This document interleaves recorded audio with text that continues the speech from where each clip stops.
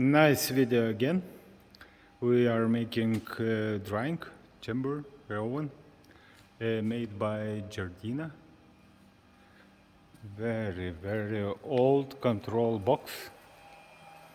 Already removed a lot of things what was inside. Now starting up. You can see some things at age maybe as I am. The same old, a lot of old things what went out. Actually there was two PLCs, one of them Schneider, another one Siemens S5. Everything removed and step by step starting up, and me of course.